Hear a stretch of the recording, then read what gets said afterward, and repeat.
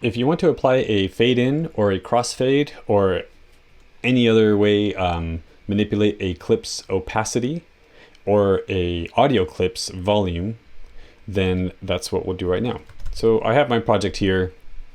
I've got titles, and let's say I want this to fade in. There's a couple of different ways we could do that. The fastest way would be to right click or control click right on the edge, when your trim tool pops up, and select apply default transitions. And the default transition is a crossfade. Here I don't have any other content, and so it won't be a crossfade, it'll just be a fade in. So I'll use the arrow keys on the keyboard to go frame by frame, and you can see that the content fades in. That fade is just represented by this element here, and so it's very easy to change the duration of that fade.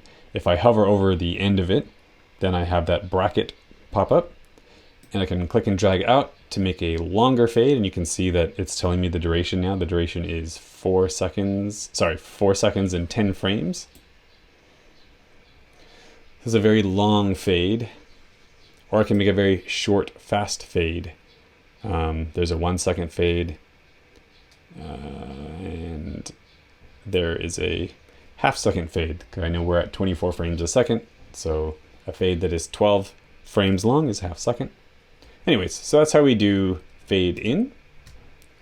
I'm going to click on that and hit delete on keyboard because I want to show you another way to do it. This white line here is the clip's opacity line. And if I make the video clip not so tall, so I'm going to hit Command minus a bunch, we actually lose that line. So if you're not seeing it, hit Command plus, basically, technically Command equals a whole bunch until you see that white line. If I hover over anywhere in the line with just the selection tool, then I get this cursor with sort of like 2 up-down arrows. I can click on that and drag down, and I'm dropping the opacity of the entire clip all at once. And so this is 76% opaque. You can see how it kind of got darker. Let's make it like much less, 30% opaque. Yeah, you can see it's much darker now. Let's push that back up, 100%. Now if I switch to this tool, the pen tool, I can click on this white line, see the cursor is the pen tool with a little plus sign, and that's going to add a keyframe. So it's basically saying, hey Premiere, at this point in time, I want this value to be this. So in this case, I'm applying it to the opacity line. And so at this point in time, I want the opacity to be 100%.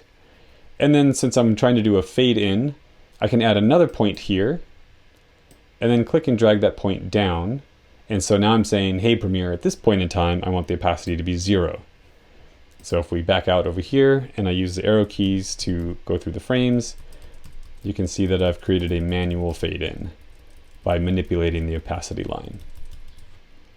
If you zoom into smaller increments of time, you can have very, very detailed manipulation of the clip's opacity if you would want to do this for some reason, whatever, experimental film or something. Anyways, and so this is a very hands-on, very manual way of manipulating the opacity that you wouldn't be able to do if you just had that sort of default fade in. So that's why you would have the 2 different ways of doing it. I'm going to leave that how it is. Now if we apply that default transition to when there are 2 clips adjacent to each other, I'm going to switch the workspace back to editing workspace. We don't need the title editor here anymore. Window, workspaces, editing. If I switch back to the selection tool and right click where 2 clips are adjacent to each other. So here, this clip was adjacent to nothing. It was just blank video here. But here, if I right click where the 2 clips are touching each other and apply default transitions, then we get a crossfade. I'm going to zoom in so we can kind of see that more closely. I'm going to scroll over there. And a crossfade works by, as it begins to fade out this clip, it'll begin to fade in the next clip.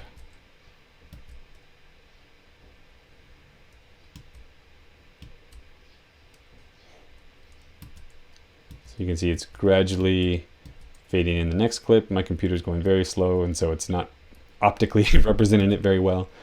And then when we get to this midpoint, both clips will be 50-50. And then as we continue on, the first clip will continue to fade out.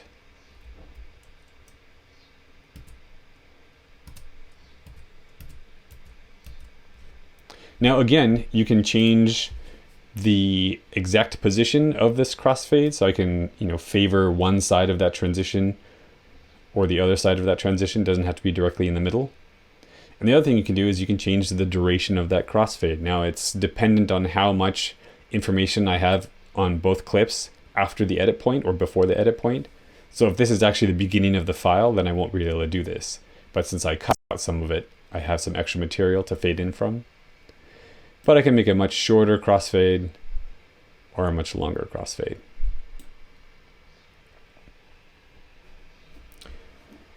Now, let's take a look at manipulating the audio transition manually.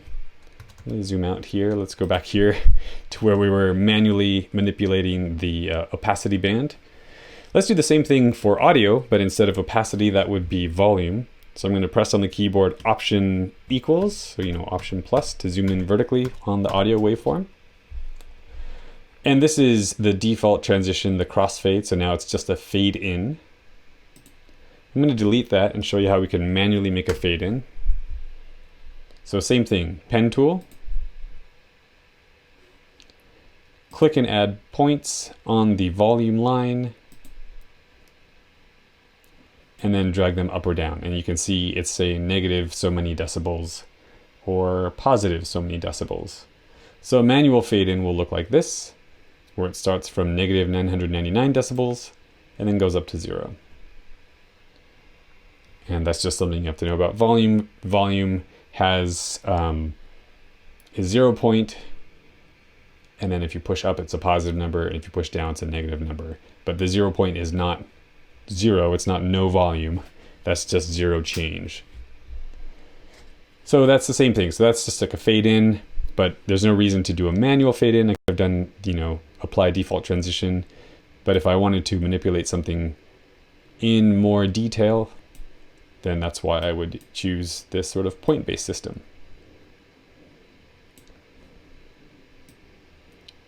This would let you get in really, really small increments of time and make very, very calculated decisions. So say you have like a loud noise, like your dog barks suddenly, you could always do this to sort of notch out that sound. Or if someone gets a little bit loud, like here, I don't, what are those sounds? Maybe it's a little bit too loud. So I can apply some keyframes and just turn down the volume a little bit when I see those loud sounds. All right, so that's applying default transitions as well as manually manipulating the opacity band and the volume band using keyframes and the pen tool.